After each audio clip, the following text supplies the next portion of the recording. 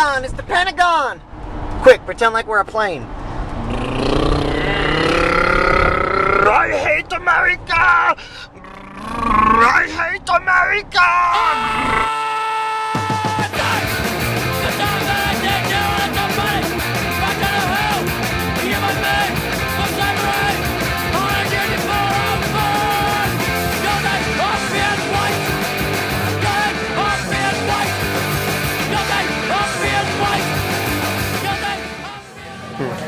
Retarded. How do you feel about that dangerously delicious pie? It's delicious. Dangerously so? Oh my god. Just get a net tattoo. It's so good, you just getting a shave job, buddy. You're getting a mohawk. I'm getting an edge out. Are you gonna do it like you did last time and box me off across the forehead? Oh, duh. That's the only way to do it. He's been talking about this haircut forever. So you have a business called All Access Haircut, right? Yep. How long have you been doing that? About 2 years. So that essentially means what it is. You go all access everywhere. Yep. If you need me. You'll come to them. Yep. Manly bands? I'm sorry? Manly bands? Or? Basically anyone that other people want to go to a show to, I'll be there if you need a haircut. So, like 3 years ago, a guy by the name of Brian Fallon, who's a singer for Gaslight Anthem, came into my salon and did his hair, ended up getting to know him pretty well, and found out that he was going to be going on tour with a couple other bands, Alkaline Trio, Thrice, and Rise Against. Told him I'd cut his hair at the show because he would be due, and that's kind of like where the idea kind of stopped. And he told you he'd get you into the show if you cut his hair. Yep. And so, voila, it just happened. Exactly. It was almost an accident. My business was an accident, basically. That's how it started. The business was an accident. Yeah. Oh, some of the best things are started by accident. Yep.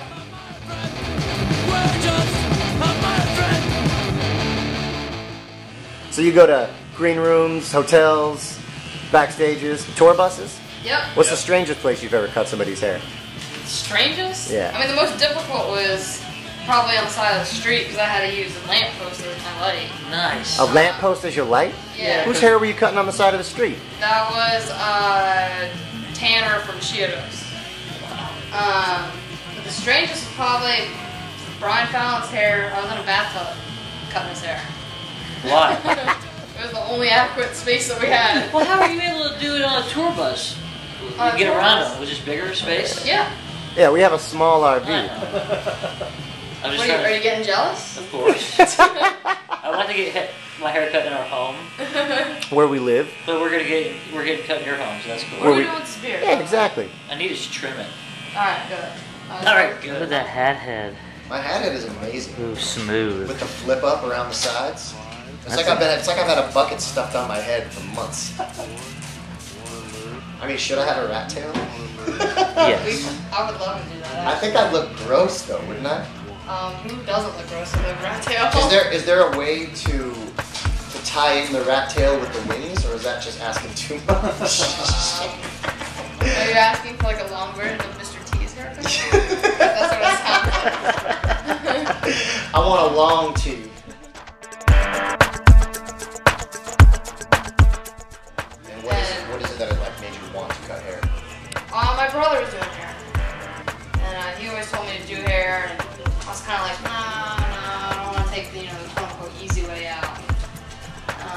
Why is that an easy way out? Because my brother was doing it, and he was just like, come work with me, and I'll teach you how to do it. Yeah, I see. So it's like following the family. Yeah. So I was like, no, I'm not quite sure I want to do that.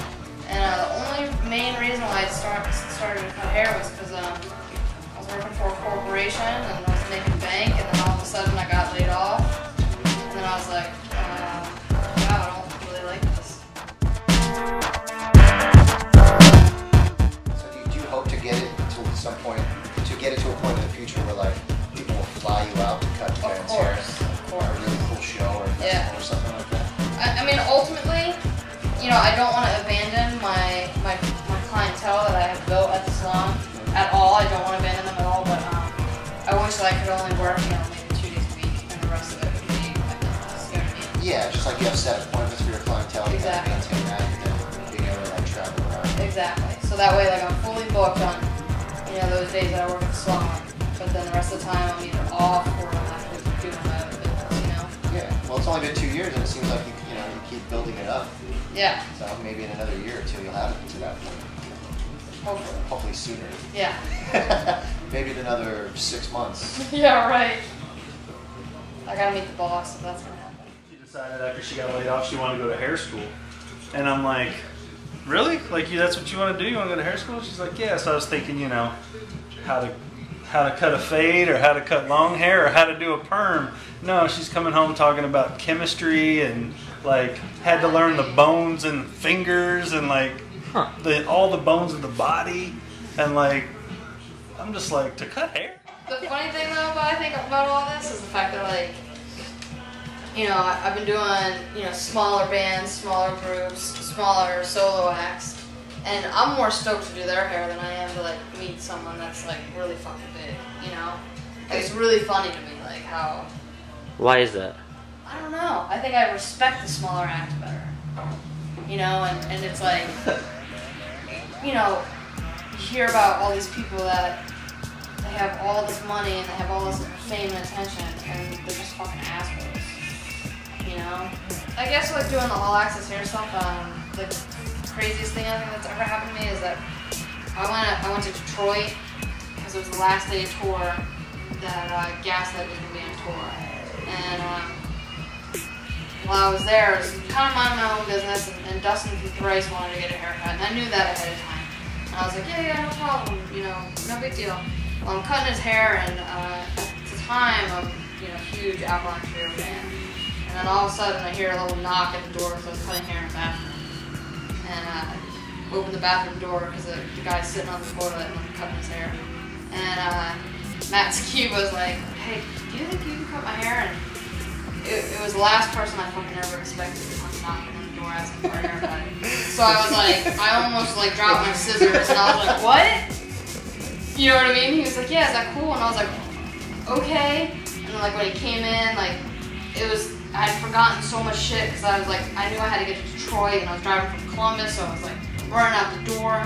So I didn't have a cape, and I was like, man, I'm sorry I don't have a cape. And he was like, no problem. He like took his shirt off. My husband's not there, and I'm like, oh my god. So I was definitely like freaking out a little bit. Because you act as security as well. What's that? Yeah. From time to time. I mean, if need be, I will muscle up on somebody some rock star to taking their protect shirt my off. to protect my investment. You know what I'm saying? Biggest pain in the ass when it comes to hair.